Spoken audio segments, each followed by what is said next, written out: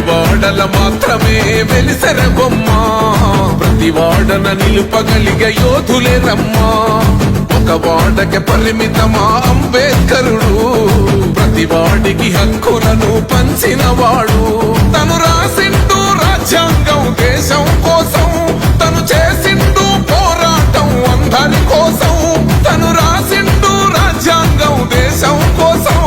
తను చేసింటూ పోరాటం అందరి కోసం చీకటిని తరిమేసి వెలుగైనాడు